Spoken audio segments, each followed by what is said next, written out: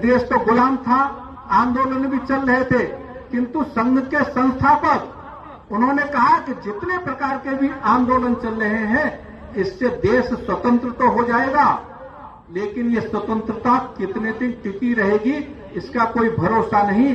इसलिए इस देश में ऐसी व्यवस्था खड़ी होनी चाहिए कि हमेशा ये देश स्वतंत्र तो बना रहे और प्राचीन काल में जिस प्रकार से विश्व गुरु कहलाता था, सोने की चिड़िया कहलाता था, इस प्रकार की स्थिति फिर से स्थापित हो। यदि ऐसा करना है तो उसका तरीका क्या होगा कि इस देश को जो अपनी मां मानते हैं, जो भारत माता बोलते हैं, जो वंदे मातरम बोलते हैं, ऐसे लोगों का आपस में संगठन होना चाहिए, क्योंकि इस देश के लोग आपस में संगठित नहीं हैं। इस देश में तो भगवान राम का भी जन्म हुआ, इस देश में भगवान कृष्ण का भी जन्म हुआ, तो इस देश में महाराणा प्रताप का भी जन्म हुआ, तो इस देश में वीर शिवाजी का भी जन्म हुआ, माने हजारों वीरों का जन्म हुआ, हजारों देवी देवताओं का जन्म हुआ, किंतु फिर भी ये देश आज गुलाम बन गया। इसका कारण क्या है?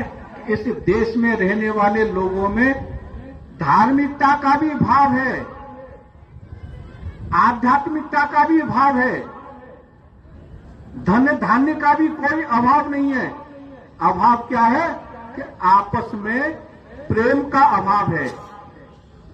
आपस में इन्हीं विषयों को लेकर अपने मान सम्मान के लिए लोग लड़ जाते हैं। हमारे इतिहास में इस प्रकार के बहुत उदाहरण हैं। पृथ्वीराज चौहान वो हिंदू थे, लेकिन उनको मोहम्मद गौरी से युद्ध जब हुआ तो मोहम्मद गौरी की सहायता करने वाले राजा वे भी हिंदू थे। शिवाजी को जब आगरा में जेल हुई तो उनको कैद करवाने वाले राजा वो भी हिंदू ही थे। ये अपना इतिहास कहता है कि हम हिंदू तो थे, पूजा पाठ भी बहुत करते थे, लेकिन देशभक्ति का अभाव और आपस में प्रेम का बहुत अभाव था। तो इस देश के लोगों में देशभक्ति की भावना भी जागृत होनी चाहिए और आपस में प्रेम भी होना चाहिए। यदि इस समाज में कोई त्रुटि है उसको दूर भी करना चाहिए, और ये कैसे होगा? जब तक इस देश के मूलवासी आपस में संगठित नहीं होंगे तब तक इस देश को स्वाधीन तो हम कर लेंगे, स्वतंत्र कर लेंगे, किंतु स्वाधीनता टिकी नहीं रहेगी। तो उनको ऐसा लगा इस देश का जो मूल बासिंदा वो हिंदू है, हिंदुओं का संगठन बहुत आवश्यक है, और उन्होंने कुछ लोगों के साथ चर्चा शुरू की कि हिंदुओं का संगठन करना चाहिए, तब इस देश का उद्धार होगा, इस देश की उन्नति होगी। जिनसे वो चर्चा करते थे वो कहते थे, अरे डॉक्टर हेडगेवार, आप तो डॉक्टर हो, आप मनुष्यों की चिंता करो, मनुष्यों की चिकित्सा करो।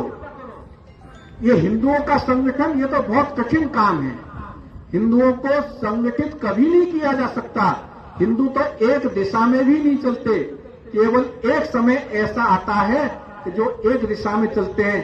यदि किसी की अर्थी शमशान की ओर जा रही है उसी समय हिंदू एक दिशा में चलते हैं, नहीं तो हिंदू कभी एक दिशा में भी नहीं चलता, ऐसा लोग कहते थे। किंतु संघ के संस्थापक परम पूजनीय डॉक्टर केशव बलिराम हेडगेवार उन्होंने प्रण किया कि इस देश में हिंदुओं का संगठन बहुत ही आवश्यक है, इसको करना ही होगा। 1925 में विजयादशमी के दिन कुछ बाल और कुछ युवकों को मिलकर उन्होंने एकत्र किया। कहते हैं कि पहले दिन केवल 5 बालक एकत्रित हुए, फिर उनसे जब बातचीत की तो बाद में धीरे धीरे संख्या बढ़ती गई, लेकिन उस समय भी इसका नामकरण नहीं हुआ था। हिंदुओं का संगठन तो शुरू हो गया। जब संगठन शुरू हुआ तो डॉक्टर हेडगेवार उनको ऐसा लगता था कि यहाँ पर कुछ कार्यक्रम होने चाहिए, केवल बातें करने से नहीं होगा।